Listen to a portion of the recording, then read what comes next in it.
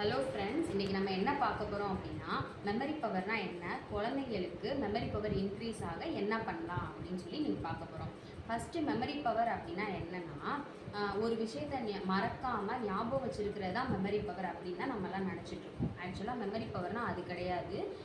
ஒரு விஷயத்தை கரெக்டான நேரத்தில் கரெக்டான டீட்டெயில்ஸோடு சொல்கிறது தான் வந்து மெமரி பவர்.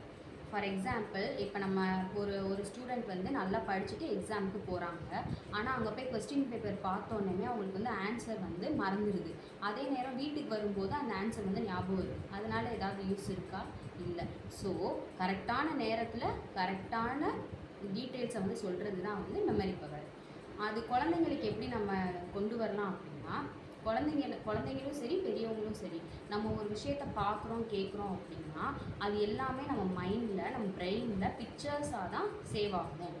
பிக்டோரியல் ரெப்ரசன்டேஷன் மூலமாக தான் நம்ம வந்து குழந்தைங்களுக்கு மெமரி பவரை வந்து இன்க்ரீஸ் பண்ண முடியும். ஸோ ஃபஸ்ட்டு வந்து இப்போது இந்த ஃப்ளாஷ் கார்ட்ஸ் யூஸ் பண்ணி சொல்ல போகிறோம். பீகாக் அப்படின்னா இப்படி தான் இருக்கும், பேரட்னா இப்படி இருக்கும், க்ரோ, பீஜன்லாம் இப்படி தான் இருக்கும்னு சொல்லி குழந்தைங்களுக்கு ஒரு பிக்சர்ஸாக நம்ம அதை காட்டுறோம். அதை அவங்க பிரெயின் வந்து சேவ் பண்ணி வச்சுட்டு ரியல் லைஃப்பில் இப்போ அவங்க எங்கேயாவது போகிறாங்க, பீகாக் பார்க்கணுன்னா இதுதான் பீகாக், இதுதான் பேரண்ட் அப்படின்னு அவங்க வந்து ஐடென்டிஃபை பண்ணுவாங்க.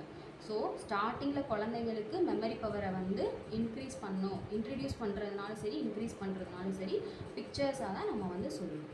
Thank you, friends.